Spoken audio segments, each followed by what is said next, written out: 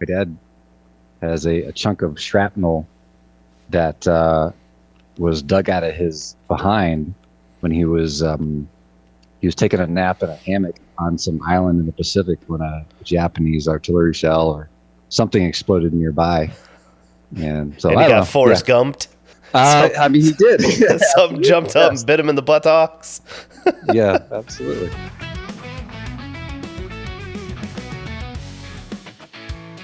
I had interests in high school, but wasn't really sure how to go about achieving them.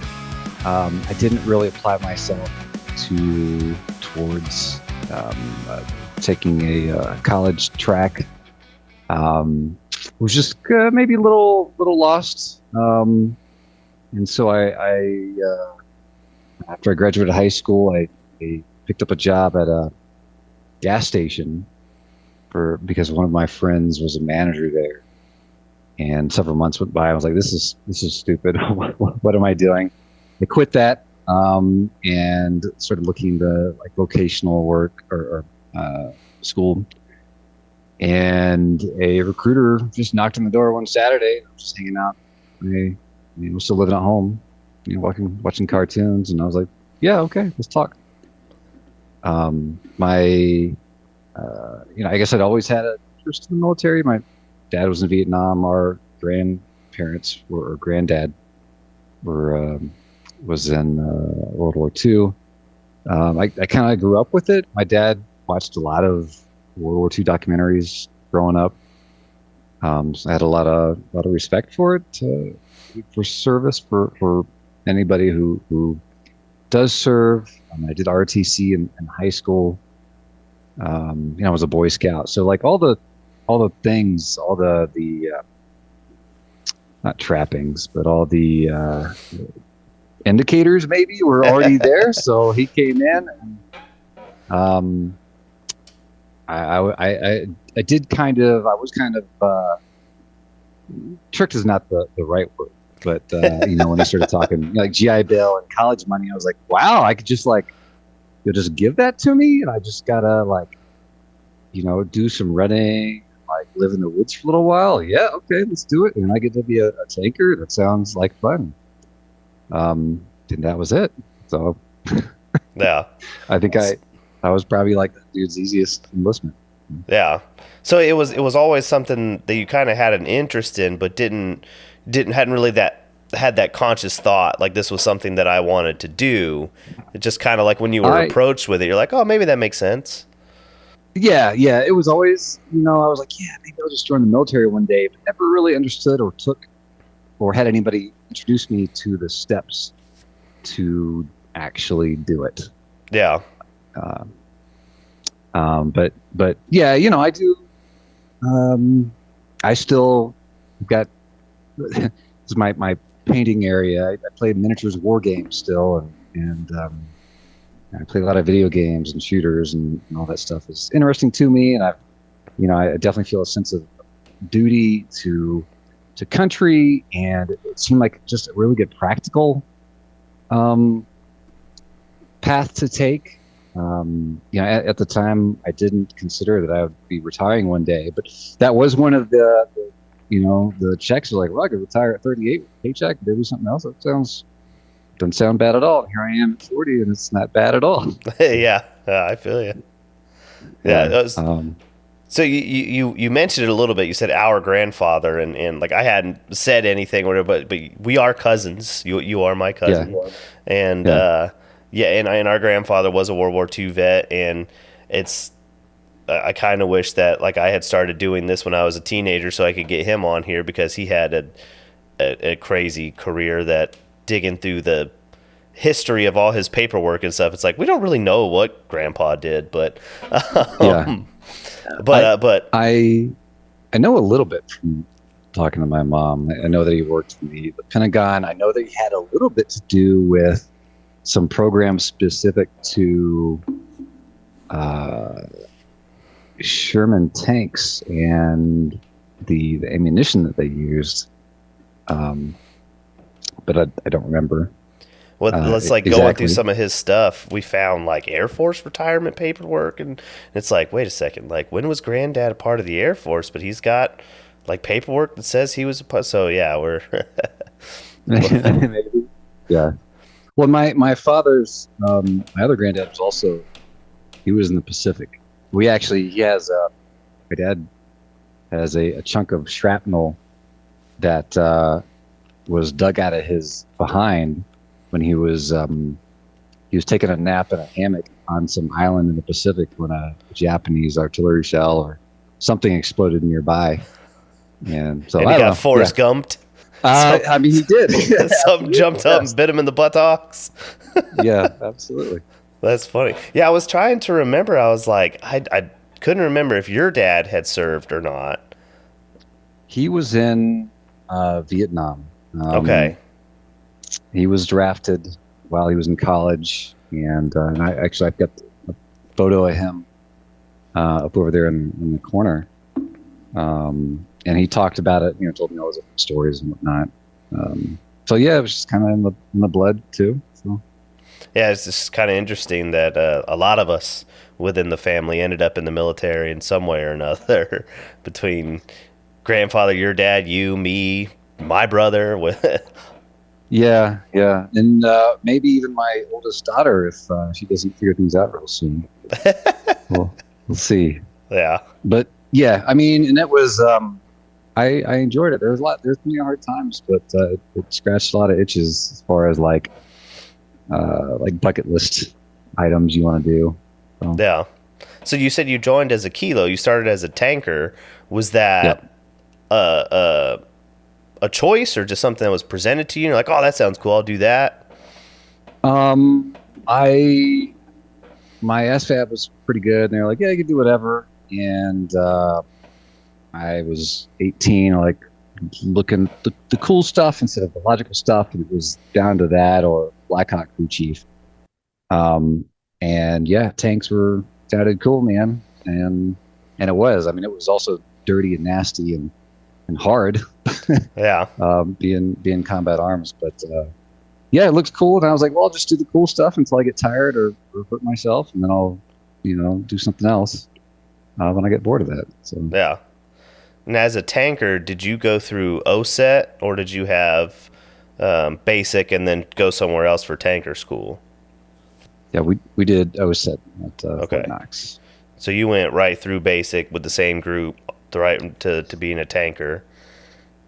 Yep, the same drill sergeant the whole time. There was no transition from basic to not basic. Yeah, yeah. You went to the OSET part, and you said you had the Mhm. same drill sergeant. Was there any kind of shift at all in the way things worked, or were the drill sergeants just like totally the same through the entire experience? Ostensibly, there should be a shift, but and it was supposed to be based off of, I guess, us not screwing up, but that never happened. So, Well, like I have friends that were infantry, and they talked about how their drill sergeants were a lot cooler in the second part because you had made it mm, through basic, and then it was more about learning the infantry stuff. And like they were still hard on them, but they weren't quite basic infantry, or I'm sorry, basic BCT, basic combat training mm. level. Like, No, there was no shift. It was hard nosed to the end. He did. I did rotate between platoon lead and squad lead position, and so had a closer relationship with him yeah. um, as far as the whole platoon. But no, it was difficult to the end. So. I just recently spoke to someone who went to Fort Knox as well, and that's where I went for basic. And I had like Mhm. totally forgotten. I don't know how I could have forgotten about them. But did you have to march up and down Heartbreak and Misery and all the hills and stuff? Oh yeah, yeah. We foot marched out there, and threw up tents out in the woods, and then we did some of our off road uh, mud training in tanks out there, and Yeah. then went back. So. I was trying to remember when he brought it up because there was the three big ones. You had Heartbreak, Misery, and something else. And trying to remember Yeah, like agony. Agony. Yeah, yeah. Some And word that sounds very uncomfortable. well, it was like we all had reasons why they were called that because like Heartbreak, if I remember correctly, Heartbreak was because every time you got like you reach a crest, you think you were done, it just kept going, and you're like, oh, Yeah, there's another crest, and then you get over and like, oh, the hill keeps going, so your heart just keeps getting broken going up this hill, and then yeah, Agony was just super super steep, and it was just, and then Misery was just, God, it was such a long hill, like yeah, holy yeah. crap, Do you felt remember like how forever. how far they had? Pardon me. How far they had you guys rock march out there? I'm trying to remember. The last one was long. It was miles and miles Yeah, because the final one like we did all three like in a loop. mhm. But yeah, it was rough. Yeah, like I don't want to tell like tall tales. Between 15 and 20 is the numbers coming to mind. Yeah, But I I want don't to say remember. all in all, the last one they said it was around like 17 in total. Yeah, Because it was supposed to be like a 15 mile, but then once we got back to the compound, we weren't done. They're like, oh, now yeah, we got to march out and around the because I was our final um, FTX, so field training exercise, and well, to finish it was the final ruck march through all three hills, and it was supposed to be 15 miles, and then the last one when we got back to the compound, it was those last 2 miles to do your graduation, and we did the donning of the beret thing. yeah. Because I don't, you didn't have berets when you joined, because you joined well before me, right? They were no, we had berets, But did you have but them they in basic when you weren't. started? And it was 2003 when I enlisted. In general, I remember it was General Shinseki that did the beret thing, and I'm pretty sure that by the time I got, man, now I'm because when I enlisted, I after I graduated OSIT, reported my duty station. My unit was already participating in the invasion of Iraq, and we were just on standby to get shipped out. So there's about 3 months between leaving OSIT and getting into Iraq in the summer or fall of 2003, and spent a year there, and then came back. And I don't, I feel like we started wearing berets immediately. I don't remember when Yeah. that Well, happened, but ours was this big ceremony thing. So like we marched back and we get back to the compound and they made us keep it in our pocket. That way when we got back, they could do like, oh, you've earned it now. You can now don your berets and take off yeah, your patrol cap and put the beret. And it felt really, really freaking cool because it was like, I don't remember, it was the middle of the night when we got back, you know. But there's yeah, speakers all over and they're pumping Eminem, Lose Yourself through them and yeah, stuff. And, and yeah, it's like, yeah. So you get back, like, I was like almost dead. And you get back and you start hearing the music. And you're like, all right, I can do this. yeah. No, So, I don't remember any. They might have, but no, I don't recall any like specific beret ceremony or really anything, you know, like that. But I don't this, know. That was also 20 years ago. Just start yeah. writing these things down, man. Yeah, yeah. Well, that's in doing this. Like I have forgotten so much, and then I sit down and talk with people, and like even just that story there, like I had forgotten about the hills and the ceremony and all that for a little while until you kind of just get that little Yeah, spark. But yeah, and I yeah, mean, like, what talk about the dumbest piece of headgear I think in like all of Army history. yeah. Was definitely very happy with back to the troll cap. But it was also like I'm like balding up here because that stupid beret. I got all this in the first 3 years in the army. I finally Yeah, slowed down. But yeah. yeah, let's put a Um, super hot warm cap on to wear all the time in the middle of like wartime and everything. You know, like I get it for ceremonies, but any other time, patrol cap I think yeah, works well. yeah. Well, and not only that, but in the last 5 years, uh, they started letting us wear their PT caps in uniform if it was cold enough. Um, which is nice. But Yeah, yeah, I can imagine. They only let us do that cool. like if we were out in the field. Yeah, well, here in my I was stationed here in Carson, Fort Carson, Colorado, from 2019 to 2022-ish, 23, and it gets pretty cold here, so they're a little more lax about it. Yeah. So what's it like learning to be a tanker? Uh, the learning part. Um, like in OSIT, it was pretty neat, because you would do the simulators um, pretty often to learn how to drive and shoot and all that, and then going out the range and actually shooting was a ton of fun, and loading. And then when I got to my duty station, still really more the same. We still did a lot of ruck marches and maintenance, and we would go to the VR pods. I guess pretty often they would have a big warehouse, dozens of them. So your whole tank platoon, which is 14 tanks, can operate together. So that's what 14 times 4 is 40, 60, 40, 56 people. And that was a lot of fun.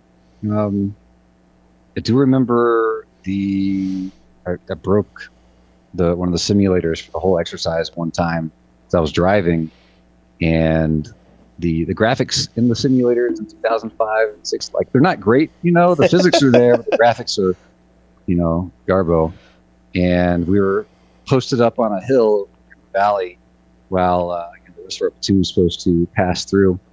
And I saw, like, just on the ridge in front of me, kind of downhill, these like 4 little like heads pop up and just kind of hop past. Look like a bunch of little bunny rabbits. And so I called out, to the TC, like, infantry front 50 meters, and they're like, where? I can't see it. I said, it's right in front of us. They're like, just over that little hill, and shifted a little, see if the gunner could get a shot, and couldn't see it. And I said, well, can I just run them over? Is that a thing we could do? So yeah, let's do it. So I hit the gas, and ran over this little hill, and the whole thing froze up because I guess there was no whatever rote code for what happens when you run over infantry in a simulator. So that was cool. But it was a lot of sweat and a lot of mud, because you take the tanks out to the field, and those treads will just churn up the earth, and they'll look like rolled like astroturf.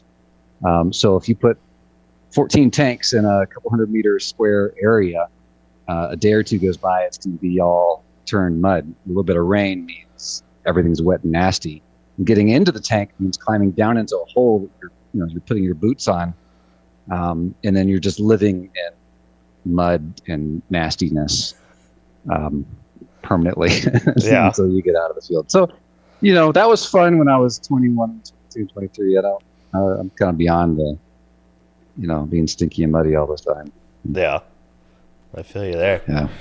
Now, did you? I had another friend that was a 19 kilo, and he had to do a lot of training on maintenance on the tank. And I assume you had to get a lot of that too. A little, yeah. Changing tracks, get out there, put some elbow grease into to turning big old wrenches, and dealing with the power pack on. I don't remember a whole lot of that. I at about three years in, I was DA select to be a recruiter. So I didn't get the full tanker experience. I was training to be a gunner when I was selected by the Department of the Army to go do that.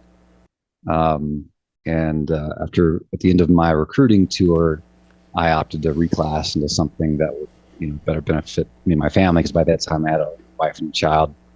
And honestly, my stint in recruiting was not fun, and was looking to learn something practical and then get out of the Army. But they sent me to Heidelberg, Germany after I reclassed, and it was a pretty nice place. So I was like, well, I guess I'll stay a little bit longer. So, Well, it's just one of those things. The reason I ask is trying to shed light on a lot of the parts that people don't see about the military. So you think about the tanker part, and you think about, oh yeah, it's cool. You get to blow up buildings and run over bad guys. It's like, yeah, they do that stuff. But then after they run over that bad guy, they got to, like, pick his bones out of the treads so it doesn't screw something up and you're not throwing tank treads and you're stuck in the middle of the desert somewhere. So you have to. Yeah, there was stuff I didn't, like I said, I didn't get the full on, armor experience. I got enough of it. So we had when I was loading, because on the tank there's 4 positions: driver in the front, middle, and then within the turret in sort of a basket is the gunner, the tank commander right behind him, and then the loader off to the side. And the tank commander is normally an E6, the gunner is an E5, and then the loader driver are specialists or privates, with the driver being usually the lowest rank in the tank. And we got this new driver while I was transitioning to learn how to gun, who, I don't remember his name. I remember he had these big old thick owl glasses, and he had a really deep southern drawl. I think he was from Louisiana or Mississippi, but he would fall asleep all the time because in a tank the driver's seat is reclined all the way, and you have like a BMX handle steering wheel. Like that's how you make the tank go, is and change not change gears, but had a little knob you would pull out, select left or right, whether you wanted to go into pivot steer or reverse or whatever. But it was very easy to fall asleep, and that's kind of a problem in a tank. One, because like nobody can reach you.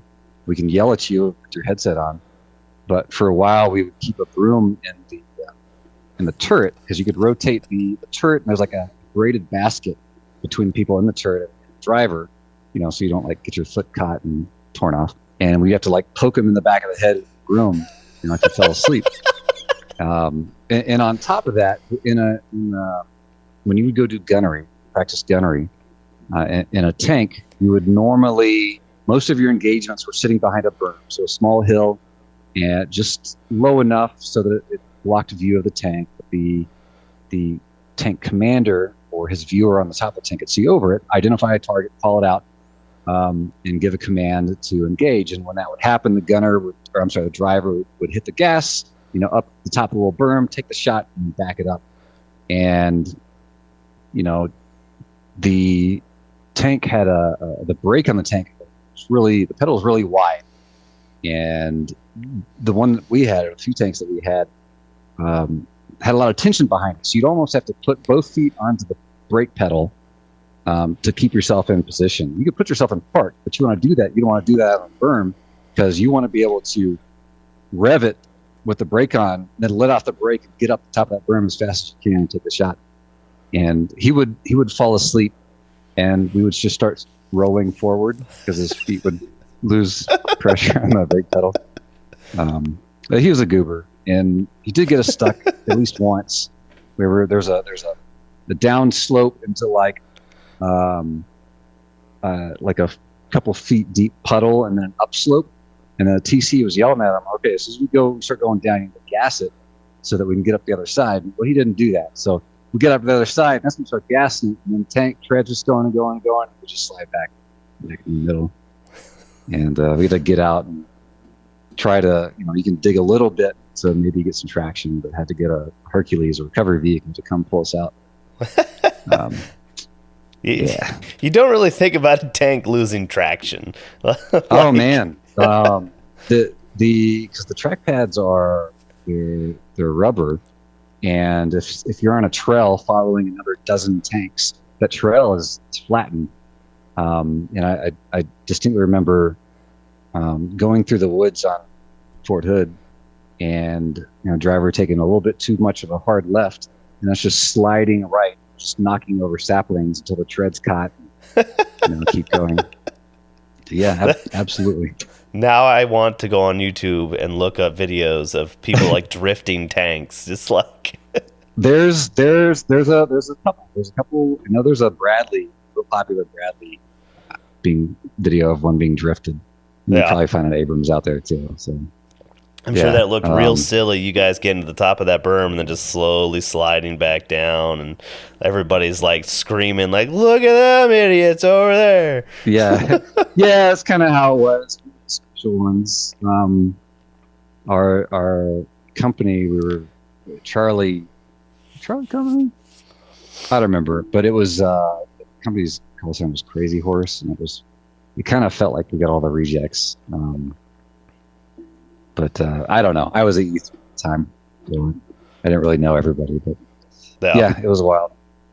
So you said that you mentioned earlier a little bit about like 3 months after OSET, you went. Did you say you went to Iraq right after that, or?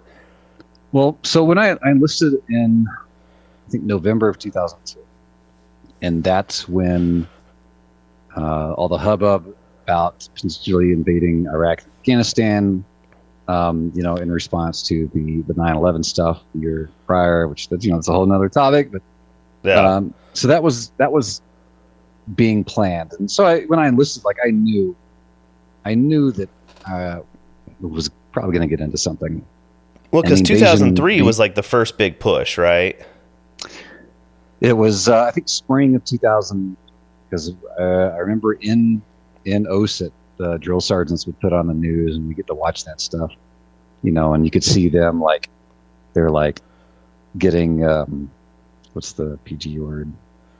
They were wishing they were there in tanks and not training soldiers. Yeah. Yeah, because we had like a little bit of engagement here or there leading up to, but then there was like the big invasion.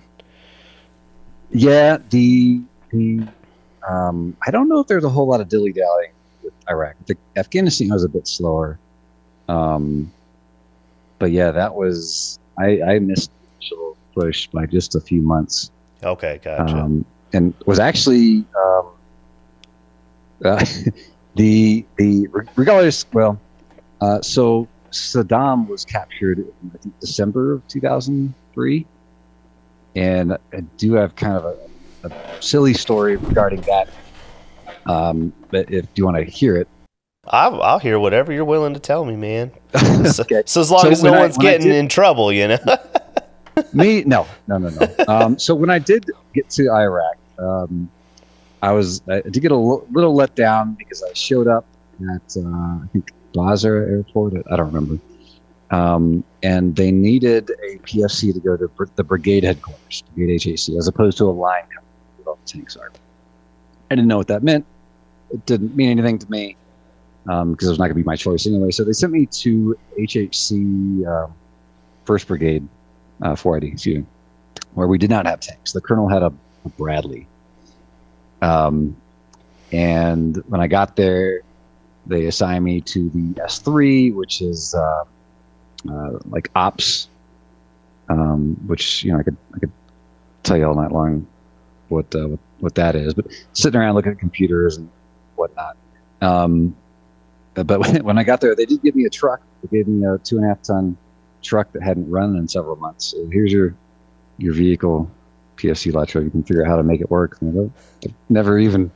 What do I do? But anywho, so I was assigned to the S3 there in the ops section, and we would monitor this. I think it was like a precursor to FPCV2, some kind of tracking battle tracking system, and the Tactical Operations Center, where the headquarters was. I'd be the hey, PFC Luttrell, go wake up the colonel. Something's happening. So I'd be that one that have to go poke Colonel Hickey, I think was his name, being the low man on the totem pole in the middle of the night. So I worked nights, and the colonel had a personal security detachment, PSD of scouts, 19 Deltas, that would go out with him. He'd want to go check stuff out. This was in Tikrit, and he'd want to go see firsthand what's going on. And occasionally they would ask, like, hey, we need a couple extra bodies to come with us, or if you want to come, you can, because I worked nights there. So during the daylight stuff, sometimes I would, and I think I went out with them like twice.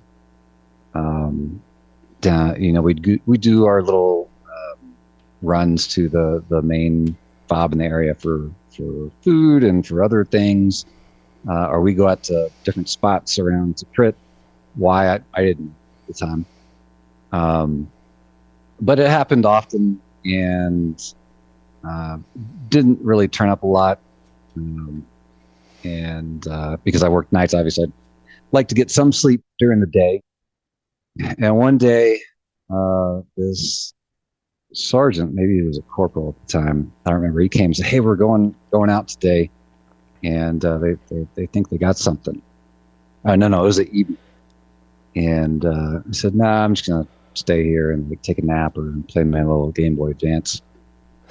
Yeah, yeah, Pokemon Sapphire on the Game Boy in 2000, 2004, 2003. And I said, "Nah, I'm just gonna stay here and chill." And then I think I went to sleep, and then someone woke me up like 2 hours later. Said, "Hey, you need to go get on the gate, get on the front gate." I said, "What's going on?" "I don't know. They just need some extra security." So go to the front gate, and we got I think we had a Bradley at the front gate, a Bradley infantry fighting vehicle, and there was a reporter out there, and the Bradley commander, E6 out there, was like, "Hey, just so much, make sure that Luttrell, call him Luttrell, this when you join the army, you're beholden to how people, however your name rolls off the tongue naturally, so it's going to be forever." But say, make sure that reporter doesn't come over here by the radio. "Oh, okay. What's going on?" And come to find out, I opted not to go out with these guys on the night that they captured Saddam, in order to take a nap and play my Game Boy. So I wouldn't have been, obviously, not one of the ones pulling him out. It's Rangers or SF, but the PSD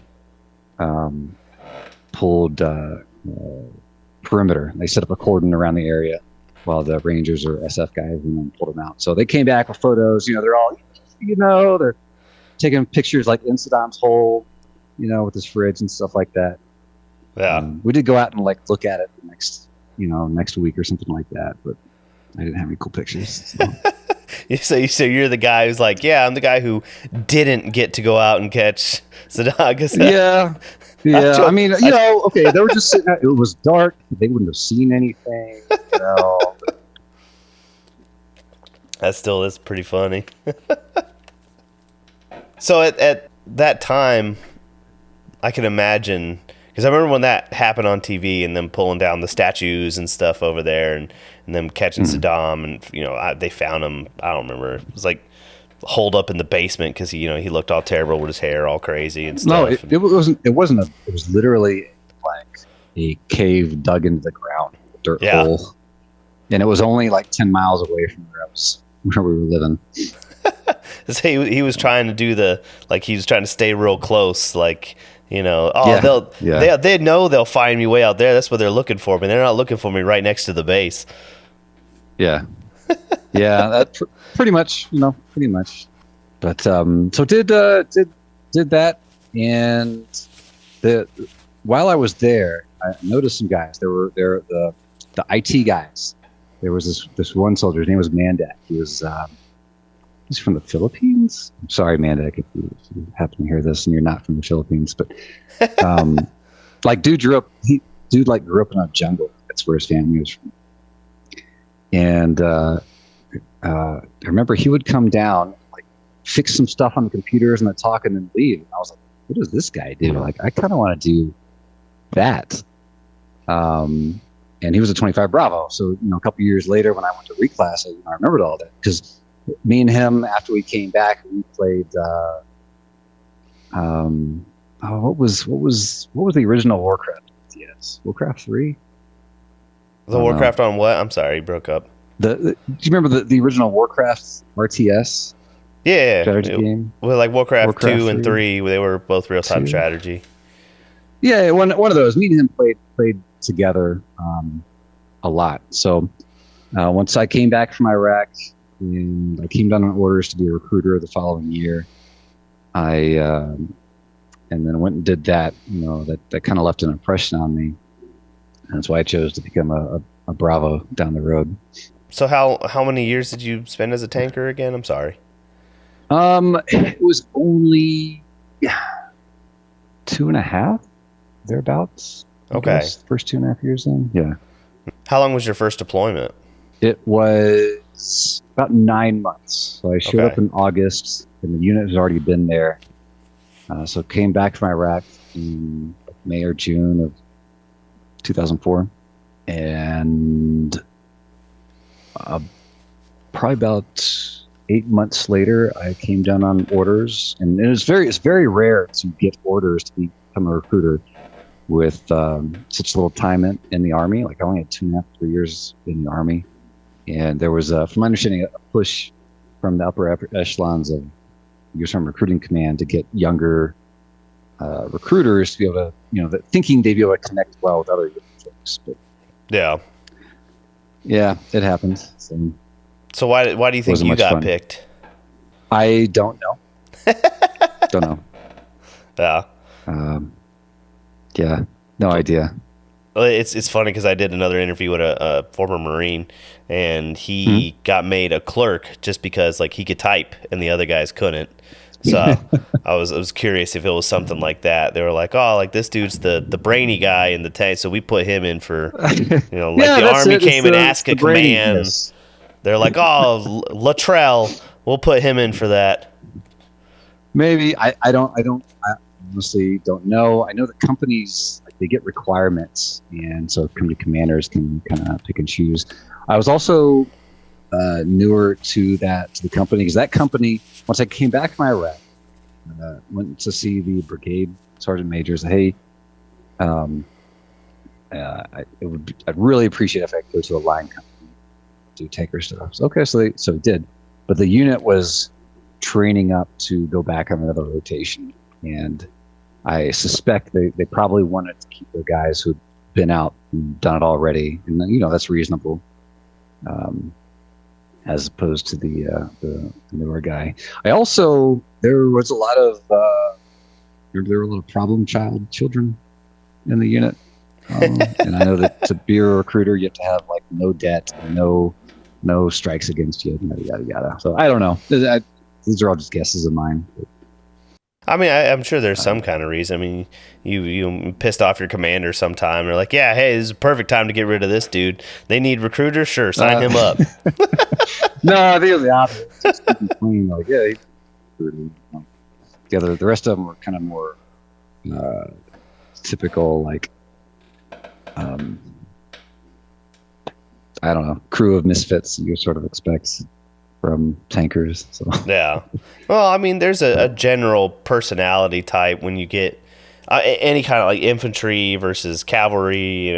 When you get there, and there's a lot of like the same dude.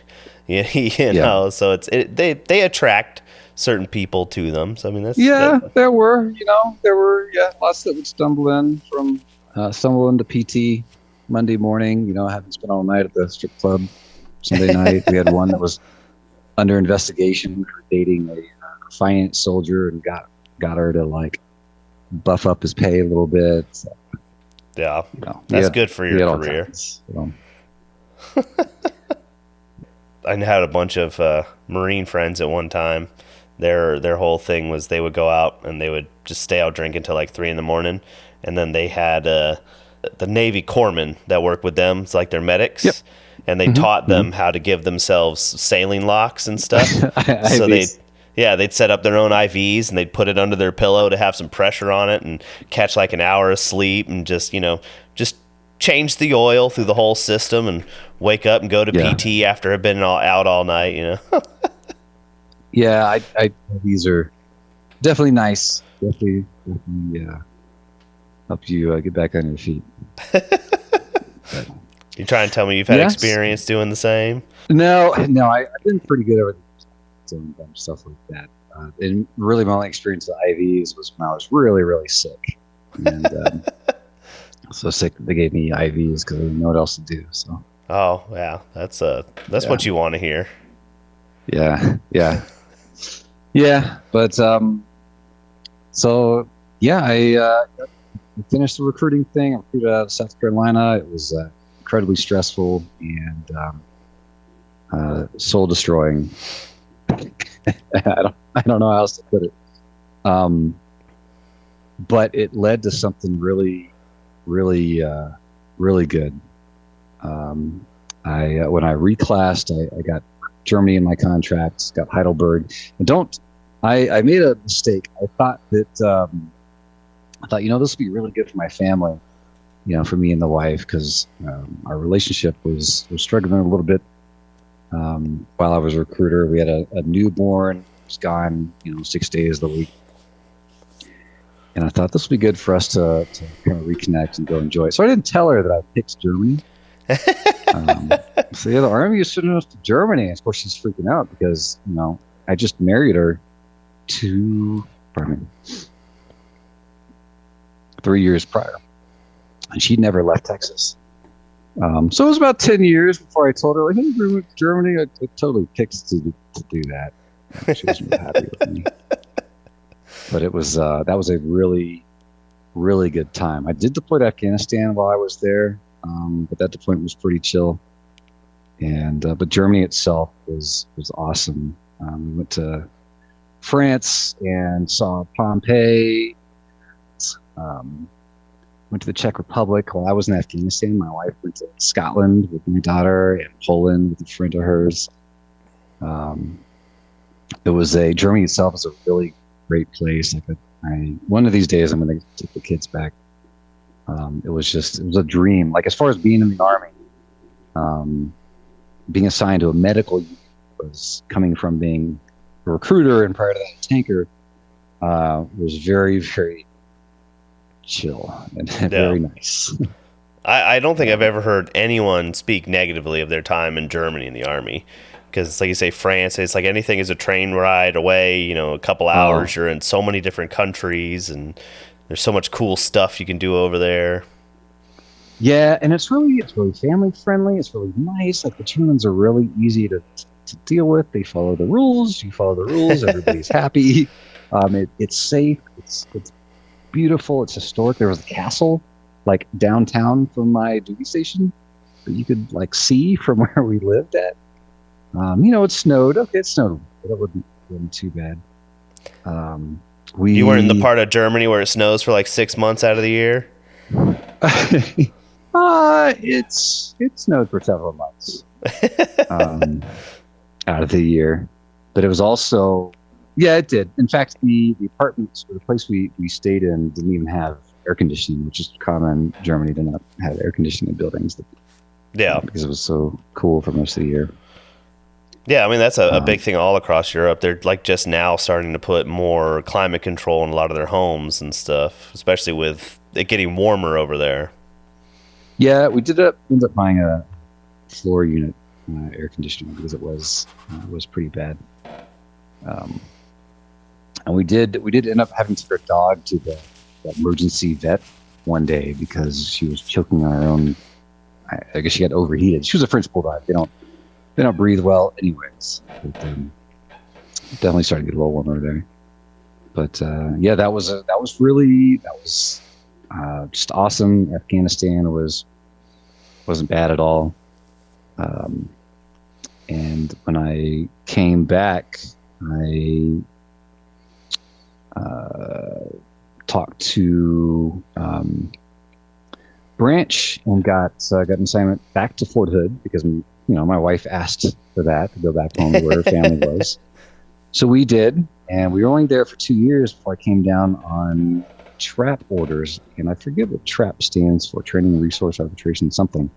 But the Army was short instructors at the 25 Bravo schoolhouse. So I was only at Hood for like 2.5 years, maybe 3 years, until I was made to become an instructor at Fort Gordon in Georgia, which is now Fort Eisenhower, I think. I don't know. Yeah, I don't know. They changed them, and then now they're talking about changing them back, and I don't. Yeah, I don't pay attention to the news too much anymore. It drives me nuts. Yeah, no, I feel that. But that was an awesome experience being an instructor, teaching AIT students. I was there for 5 years because the Army was short instructors the entire time. So obviously, being an instructor has its perks. It gets you out of a lot of field duty and a lot of the dumber Army stuff you got to do.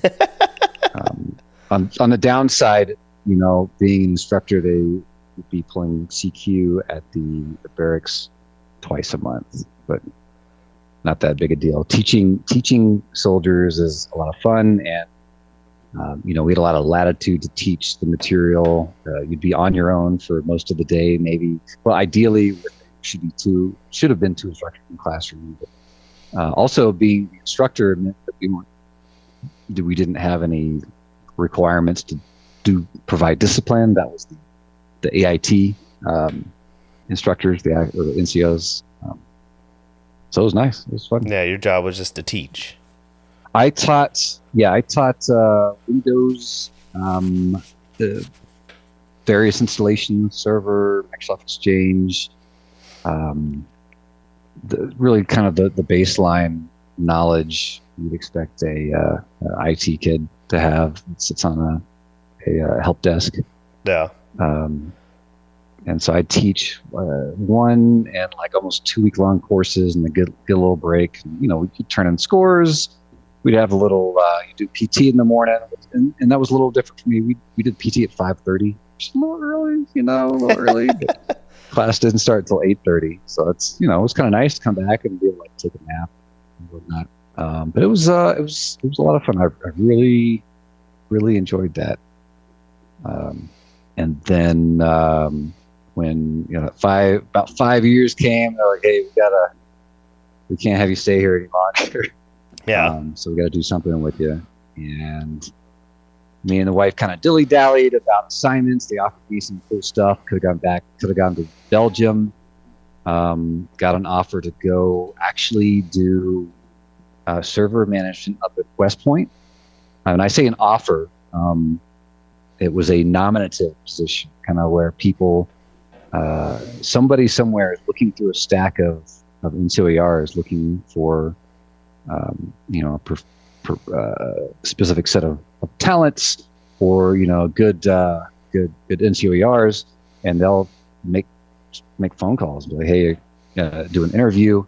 And so I did the interview for that, and it was to go up there and manage SQL servers, just large amounts of data. And the guy I was talking to was like, "Yeah, like come to work in khakis and polos." And I was like, "This sounds awesome, let's go do that." But the wife was like, "I don't want to go to New York. I don't want to go where it's cold. I don't want to go anywhere north." You just had me in Germany for forever. I know. And now we're in Colorado. Today, the high was like 15 degrees.